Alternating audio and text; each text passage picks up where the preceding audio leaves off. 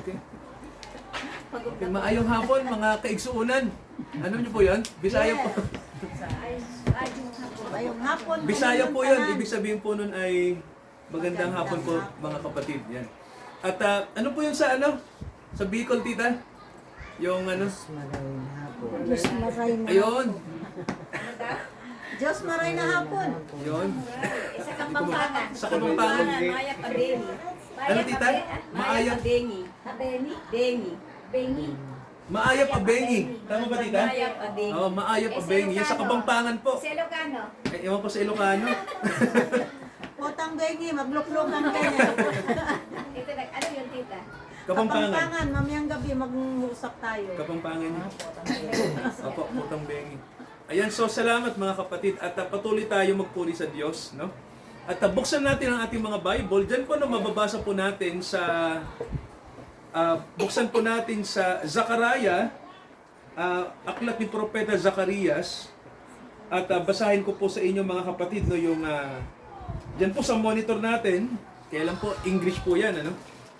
Pero tatranslate ko po sa Tagalog, chapter 4. Yan po. Zechariah chapter 4, verses 6 to 7. So yan mga kapatid, no? Tingnan po natin. So ito po ang nakasulat po sa Biblia. No? Sabi po rito, nang magkagayoy, siya'y sumagot at nagsalita sa akin na nagsasabi, ito ang salita ng Panginoon kay Zorobabel na sinasabi, hindi sa pamamagitan ng kalakasan, ni ng kapangyarihan, kundi sa pamamagitan ng aking espiritu, sabi ng Panginoon ng mga hukbo. Sino ka o malaking bundok sa harap ni Zorobabel? Magiging kapatagan ka at kanyang ilalabas ang pangulong bato na may hiyawan. Biyaya, biyaya sa kanya. Yan, purihin po ang Diyos, mga kapatid, no? Sa kanya pong salita na atin pong nabasa. So, at sorry po, may isa pa po tayong verse. Okay, pakinggan natin ang Roma, mga kapatid. Tingnan natin. Okay, basahin natin yung Romans 12. So, ito po may babasahin ako sa inyo, mga kapatid, no? Okay, sabi rito sa Romans 12, ito po yung nakasulat. Okay, sabi po rito, mga kapatid, sa verse 12, verse 21. Ayan, sabi po rito, huwag kayong padaig sa masama, kundi bagkus, daigin mo ng mabuti ang masama. Yan po, no? Yan po yung isang verse natin, mga kapatid, no?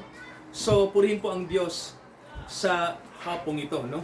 So, mga kapatid, no? Ano po ba yung malapit na pong okasyon pag December? Ano na po? Ayan. Ayan, no? Opo, advance Merry Christmas. May activity na naman ng household, no? So, yun po. At, maganda po ba mga kapatid pag ganitong season? Maganda po ba yung ano? Maraming gastusin, ano? Opo, masaya. Opo. Opo. At I'm praying mga kapatid, no, na Kahit tayo may bonus. tayo po ay i-blessed, no? Ngayon pa lang kunin natin yung blessing. Amen po ba? Kasi alam niyo po ang pagpapala, hindi yan tita yung sinasabi na, ay wala ako pastor eh, nasa future pa. Ang mga anak ng Diyos, kailangan ngayon pa lang, sabihin mo blessed ka na. No? Ganun po ang mga anak ng Diyos, mga kapatid. No? Kasi, opo, kasi hindi naman po ang blessing, hindi lang naman yan sa mga bagay na nasa kamay natin eh. No? Di ba sabi nga ng Bible, ang blessing kapag alam natin na kasama natin ang Diyos. Di ba ho ba? Oo. May sakit man o wala, di ba? Nasa kahirapan man o wala, eh ang mahalaga, kasama ang Diyos, tita. Ang mahirap po kapag wala kang Diyos. No? Yes, Yun po, wala sa puso si Lord. pag wala ang Panginoon, mahirap po yun, ano?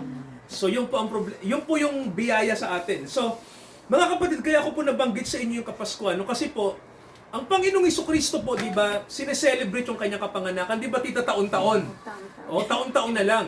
Pero, alam niyo po, ang gusto ng Panginoon na ating alalahanin palagi, yung kanyang second coming. Amen po ba? Amen. Yung kanyang ikalawang pagbabalik.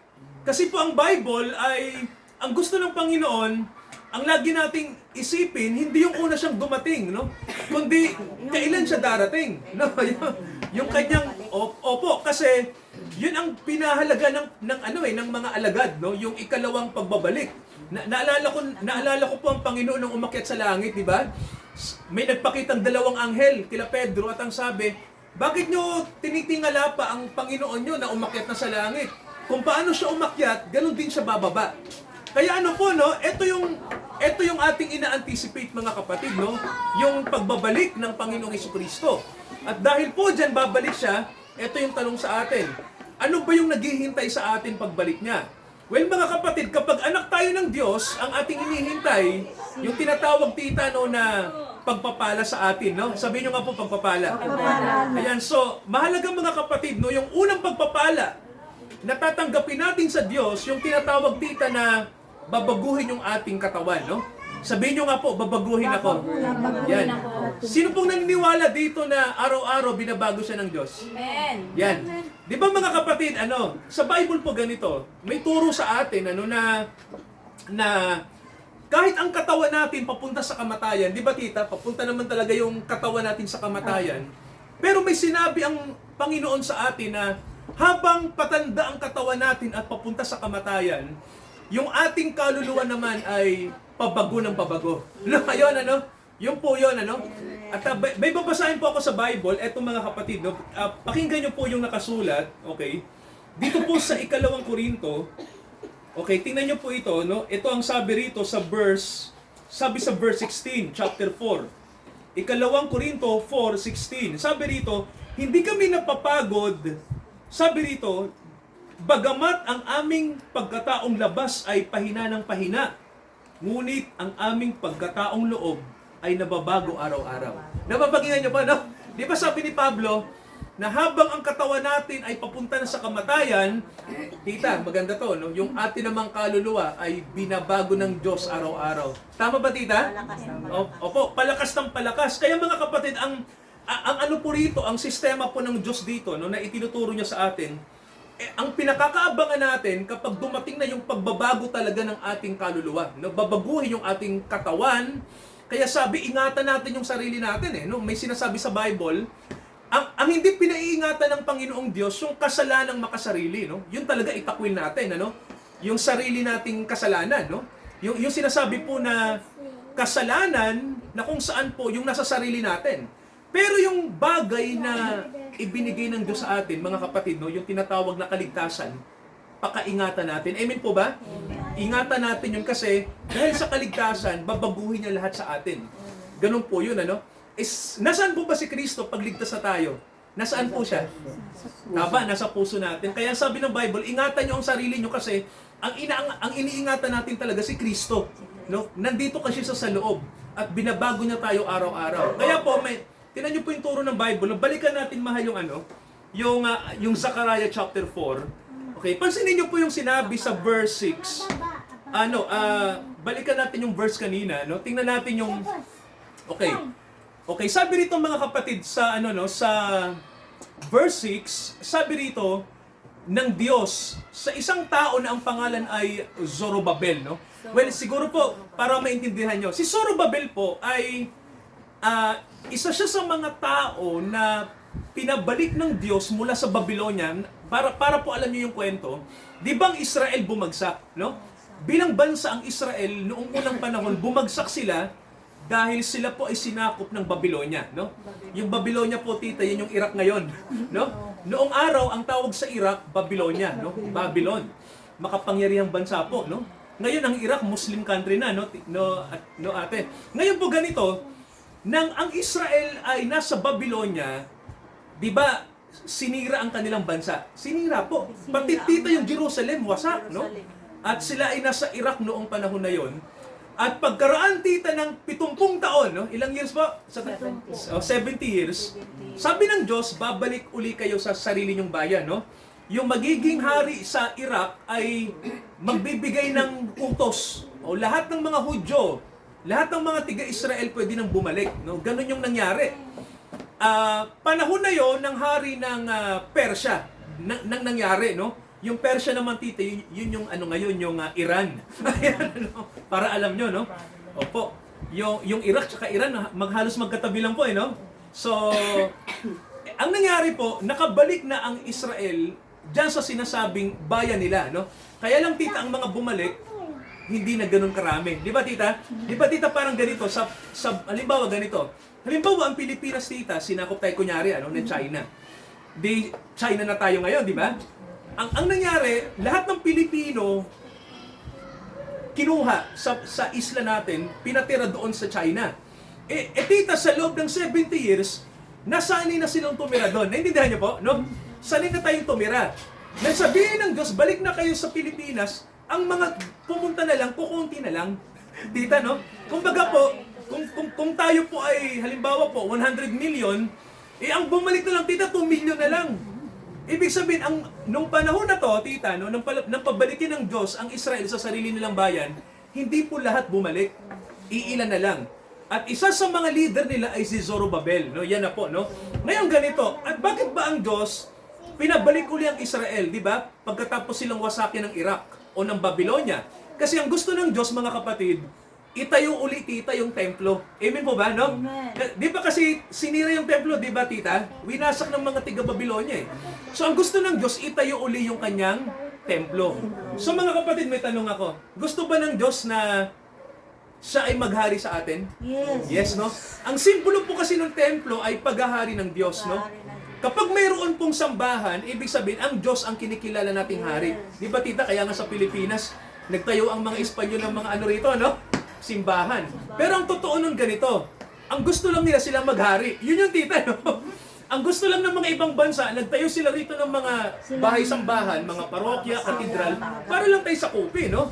Hindi tulad sa Bible na nang itayo ng Diyos yung kanyang templo, hindi para sakupin ang mga tao ng isang bansa na may sarili lang interes. Hindi ganun, ano?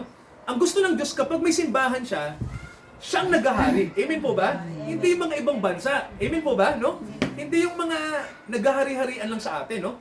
Kaya nga ang Bible nagtuturo sa atin na ang Diyos ang hari. Amen po ba? Amen. King of King and Lord of Lords. Ngayon, si Zorobabel nahirapan, mga kapatid, no? Ayon sa Bible, mababasa natin kasi nang itatayo na nila yung templo ng Diyos, tita, maraming nakatira pala sa paligid na ayaw, no? Kasi may mga squatter na. Di ba Ate Mane, kapag ang isang lugar wala nang tumira, di ba kanting lupa? Oh, sa Israel ngayon, ang daming nakatira. Na yung mga nakatira na yon, nagtayo na ng mga bahay eh. Nung bumalik na yung mga tunay na may-ari, ayun ang problema natin. Ayaw nilang umalis. Nung itatayo na nila yung templo ng Diyos, ang mga Hudyo ay binabato, may iba pinapatay, no? Kaya si Zorobabel nalulungkot, anong gagawin ko, Panginoon, ano? May tatayo ko ba yung bahay nyo? Maraming pumipigil. Kaya etong sabi ng Diyos. Sabi ng Panginoon, eto sabi niya, Zorobabel, hindi sa pamamagitan ng iyong kapangyarihan matatayo. Tama ba? Kundi sa pamamagitan ng aking espiritu mangyayari. Amen po ba? Yes. So ibig sabihin, mga kapatid, no? Ang bahay po ng Diyos, maitatayo yan ng Diyos. Bakit po? Kasi hindi naman po ang magtatayo ay ang tao. Gagamitin niya lang tayo. Amen po ba? Amen. Kahit po maraming pumigil. Di ba napansin niyo po, di ba tita, no? Karanasan na to? Di ba tita, kapag may church, di ba tita, napansin niyo po ang kaaway, kinokontra lagi? Tama ba? Nandyan, mga kapatid, ito para alam nyo. Di ba pag may church, karaniwan, nag-aaway-away yung mga membro. Tama ho ba? May nangyari. Minsan yung pastor nakagagawa ng hindi tama. Tama ho ba, tita? Di ba marami? So bakit ang church nakakaranas ng mga problema? Kasi ganito yan. Ayaw kasi ni Satanas na magtagumpay ang church. Ganun po yun, ano? Ayaw niyang itayo ng mga anak ng Diyos yung templo ng Diyos. Kasi alam naman natin si Taling eh. Tama ba? Ang gusto niya ang tao mapahamak. Tama ba? Ang gusto niya ang tao ay mapariwara. Ang gusto niya ang tao ay mapunta sa impyerno. Ganun po eh. No? Ayaw, kaya ganun si Satanas. Wag na kayong pa-church. Wala namang kwenta yung church niya. Kaya ayaw ng Diablo yun kasi nga ayaw niya na maligtas tayo. Ganun lang naman yun eh, tama? Kaya kahit nung panahon ni Zorobabel, mga kapatid, pinipigilan, di ba? May mga taong ginagamit si Satanas para ang church hindi mangyaring maitayo. Pero anong sabi ng Panginoon? Huwag kang mag-alala. Di ba sabi? Huwag mong, kumbaga parang ganito eh, na-stress na si Zorobabel. Stressado na siya kasi, paano namin itatayo, Panginoon, yung templo ng Jerusalem? O may tanong ako, ang Jerusalem ngayon, sino nakapunta na? Tita, sino nakapunta na sa Jerusalem? Ayan, si Tita Loleng, no, mapalad, nakarating siya sa banal na lugar. Tita, naramdaman nyo ba na banal yung lugar nung nandun kayo? O, di ba, no? Di ba maraming di ba? Sa Holy Land, eto. At nandyan yung tatlong relihiyon, tita. Ang Kristyanismo, ang Muslim, at ang Israel, di ba? Ang Judaismo. So, nandyan yung tatlong makapangyarihang relihiyon sa Israel, tita, no? So, naramdaman nyo ba, tita, sagrado yung lugar? O, sagradong-sagrado, no? Eto, di ba mga kapatid, nandoon ang templo? Di ba, tita, may nakita kang templo doon? Pero yung templo na yun, tita, hindi pa yun yung sinasabi ng Diyos sa templo itatayo, no? Wala pa talaga doon na templo na masasabi natin sagradong templo. Kasi po, yung mga kaibigan nating Muslim, nagtayo sila doon at ng moske. No? Ang pangalan ay Dome of the Rock. So, ang nangyari po, may nakatayong moske doon sa mismong lugar na kinatatayuan ng templo noon. O, nawasak na. Tinayuan na lang ng moske ng mga kapatid nating Muslim. Ngayon, gusto ng mga Hudyo, alisin yung moske at palitan yon. O, ngayon ang problema, nagkakagera na nga di ba? Nagkakagera na nga, tita eh. Kung gagawin mo yung tita, kunyari ikaw Israeli, papalitan mo yung moske ng ibang templo nyo, magkakagulo, tita. Oh, magkakagulo yun. Kumbaga, lalala ang gera. Ngayon pa nga lang, di ba? Oh, ang usapin pa lang, lupa. Di ba yung kasing ibang lupa ng mga Hudyo, syempre, ang mga Palestino, yung mga kapatid nating Palestino, gusto nila na nakatira din sila doon, di ba? Kaya lang, ang gusto rin ng mga Hudyo, kanila yon. Di ba, tita, ang problema naman sa Israel ay lupa. Di ba, tita, dahil sa lupa, ano nangyari, tita? Kahit magpapamilya, dahil sa lupa, dahil sa ari-arian, nagpapatayan. Pero magkamag-anak Opo. mo nga yan. Tama po. Magkakamag-anak naman ang mga Muslim at ang mga Hudyo. Magkakamag-anak po. Yun ang totoo, mga kapatid, no? Ang mga kapatid nating Muslim at ang mga Israel, pare-pare silang mga anak ni Abraham. Yun po ang totoo. Tayo nga po mga Kristiyano, anak din tayo ng Diyos, no? Ngayon, bakit ganon? Alam niyo titang dahilan? Lupa. Dahil sa lupa, ang gera po sa Middle East ay nagpapatuloy. Yun, di ba? Di ba, tita? Mga terorista, dumadamig kasi tensyon sa lupa, tensyon din sa relihiyon. Tama ko ba? Alam niyo po, darating ang araw, mga kapatid, no, na pag dumating na si Kristo, hindi relihiyon ang iiral sa mundo. Amen po ba? Amen. Ang iiral sa mundo, kapayapaan. Amen po ba? Ayan po, no? Kasi ang sabi ng Bible, ang Panginoon natin ay Panginoon ng kapayapaan. Amen po ba? Sabi po ng Bible, ito nakalagay, mga kapatid, no? Hindi ang kapangyarihan ng tao ang mahalaga, sabi ng Diyos. Ang espiritu ko ang mahalaga. Maitatayo niyo ang templo sa espiritu ko. Alam niyo po ba, tita, na naitayo uli yung templo? Alam niyo po ba, nangyari po uli. Nung panahon ni Kristo, Ate Manay, di ba may templo doon? Naitayo po. Kasi yan po si Zorobabel, yung pangako ng Diyos naganap sa pamamagitan niya. No? Naitayo talaga ang templo. Pero alam niyo po ba yung naitayo yung templo? Di ba nawasak din, tita? Nawasak na naman! Di ba? Yung templong itinayo ng Diyos sa Israel, wasak na naman. O kaya po, yung mosque ngayon yung nakapalit. Pero tingnan niyo po anong sabi ng Diyos? Sinuro ang templo niya sa panahon natin. Sino po? Tayo. Mahal. Tama. Tama, tita. O palakpakan natin ang Panginoon, ano? Kasi bakit? Kasi ginawa niyang templo ang mga hindi karapat-dapat tulad natin. Kumbaga, ginawa niya tayong bahay. Ganun po ang mahalaga, no? Tayo ngayon, tita, ang templo ng Diyos, no? Hindi na tumitingin ngayon ang Diyos sa istruktura. Bagamat kailangan natin ng bahay, tama ba? Ng silungan, di ba, tita? Kaya nga tayo nagpipray. Tama yung prayer ni tita kanina, kailangan talaga natin, no? Bagamat sabi nga yun ay ikalawang bagay lang, pero ang mahalaga sa Diyos, tayo ay templo niya. Amen po ba? Dahil ang templo ng Diyos, hindi talaga yung gusali, tita, hindi naman yung building, kundi yung mga nasa loob. Ano? Tayong mga tinawag sa biyaya po ng Diyos. Ngayon po, may sinabi po ang Bible dito sa verse 7. Ano po nakalagay? Kaya ang sabi rito, sabi ng Diyos, sino ka mataas na bundok sa harapan ni Zorobabel? Ikaw ay magiging patag. Ang ganda, no? Di ba ano po yung kahulugan ng bundok sa Bible?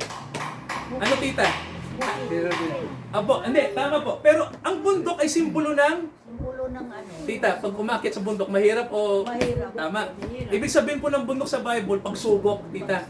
Mga sa buhay. Di ba pag umakyat sa bundok, tita, mahirap? O, kasi ang ibig sabihin kasi ng bundok sa Bible ay mga kahirapan. Yun. Mga ano tita, pagsubok. Tulad ng ganito tita, problema sa pamilya, pagsubok tita.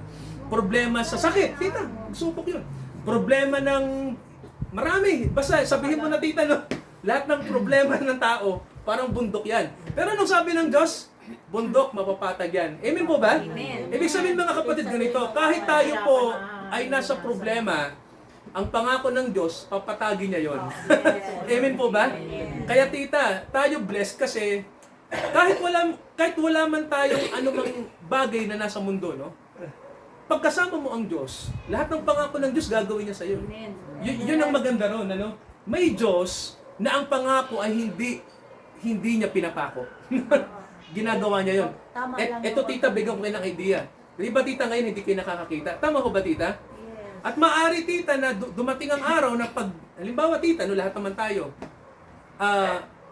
pag dumating yung pagkuha ng Diyos pero hindi pa rin kayo nakakakita.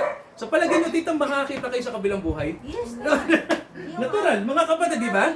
Opo, oh. Hindi naman bulang. Tama, no? Kasi pag nasa espiritu ang tao, hindi ka naman bulag eh.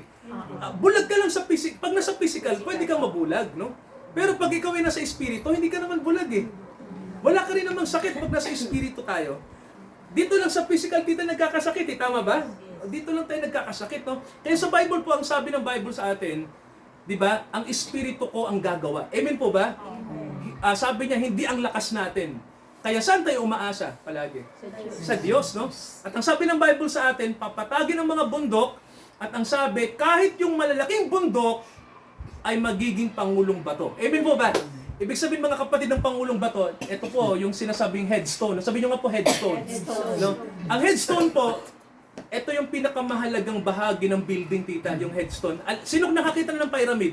Tita, nakakapunta ka ng Egypt? Oo, Okay. pumunta nga kami dito Tama, sa tama. ano eh, may picture Opo. kami. Lahat Tita, ganun. yung nasa tuktok na... Pero ang sabi Tama, nila, sige po. ano daw yun daw ang libingan ng mga Mga hari. Opo, Oo, tama yan tita. sabi. O tama, libingan ng mga hari. Pero tita, ano yung nasa tuktok?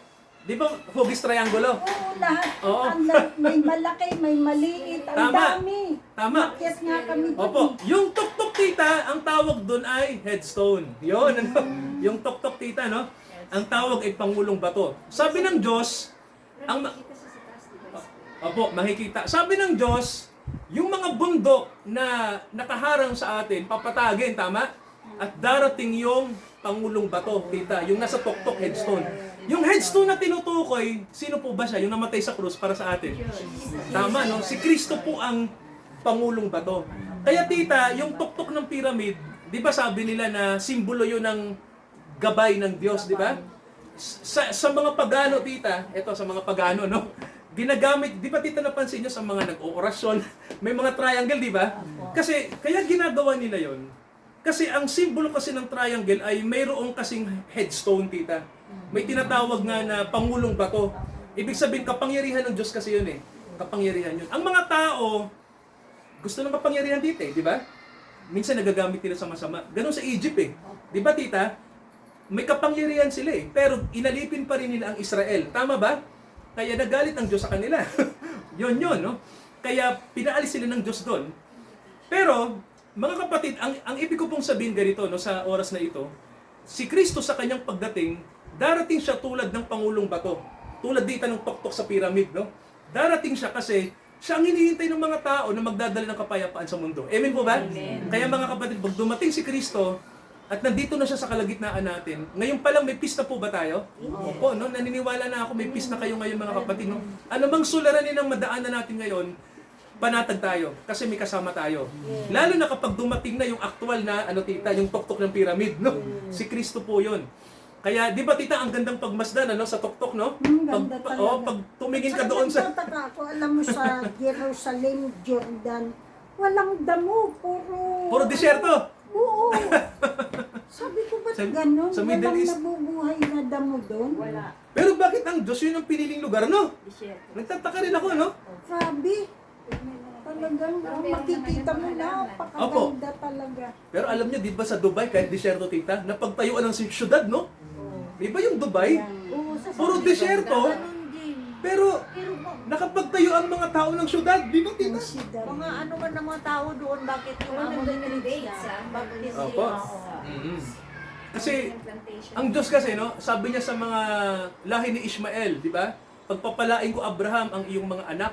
Ibig sabihin, ang mga Muslim, dadanasin nila yung mga pagpapalang material.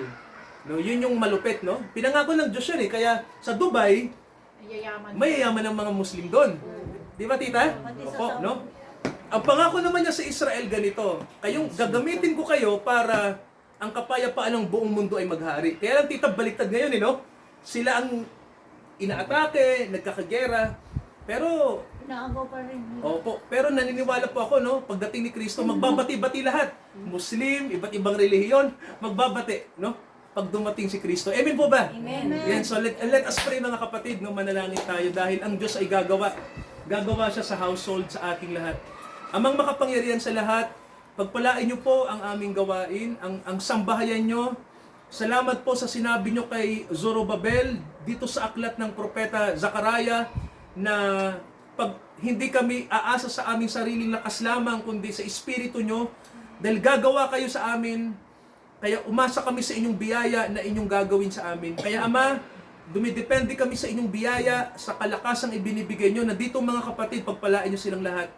At huwag nyo po silang pababayaan. Kaming lahat po, ngayong darating na Kapaskuhan, nawa po ay hindi tradisyon lamang yung pairali namin, kundi ano po ba ang mensahe ng pagdating ni Kristo sa mundo. Samahan nyo kami sa gabing ito, sa pangalan ni Jesus. Amen. Amen. So magagabi pa lang pala, magsisix pa lang. So mga kapatid, sa pagkakaloob po natin sa Panginoon, tayo po umawi habang binibigay po natin yung mga offering po natin. Seek Him first po.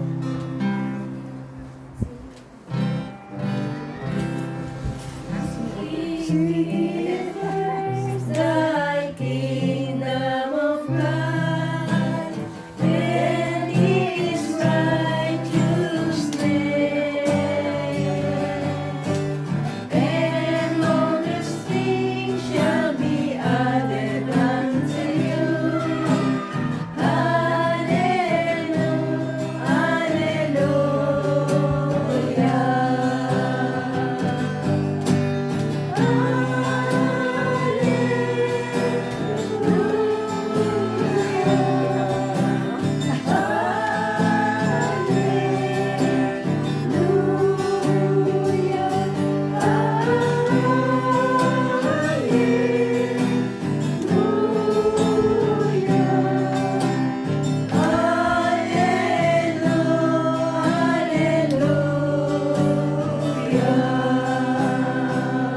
Tayo po tumayo, mga kapatid. Purihin po ang Diyos. Dakilang Ama, pagpalain niyo po ang mga kapatid namin, ang aming mga elderlies. Thankful kami sa inyo pong sa pagbubuklod po ninyo sa amin ngayong gabi. Na kami ay nagkaroon ngayon ng gawain, pagsamba, fellowship. Palakasin yung patuloy kami, Ama. Tinataas namin ang pangalan nyo. Nawa ang inyong habag ay sumaamin at sa pagdating ng inyong anak, Ama, ay lagi kami nakahanda sa panahong ito. Ito ang aming panalangin. Sumaatin ang biyaya ng Diyos, ang kanyang kahabagan. Pagpalain niya tayo, proteksyonan, at ang sovereign control at ang kapangyarihan ng Panginoong Diyos ay sumaatin. Ang kanyang habag, ang kanyang pangunguna sa pangalan ni Jesucristo at sa kanyang dugo, pinagtitibay natin na ang proteksyon at ang biyaya ng Diyos ay nasa atin at ito'y kanyang itatatag sa atin. Sa pangalan ng Panginoong Jesucristo na ating Panginoon at tagapagligtas. Amen, amen, at amen. Amen.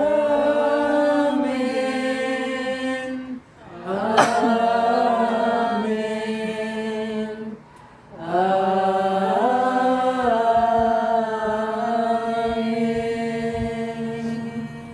Maayong gabi ito, mga kapatid. Maayong gabi eh. Magandang gabi po. Maupay nga gabihain nyo nga tanan. Ba't kaya pastor sa Egypt? At tita? Ayaw nilang pipicturan sila. Siguro Kukunin ano? yung cellphone mo, i-delete nilang. Halimbawa, nag-picture ka ng isang bagay.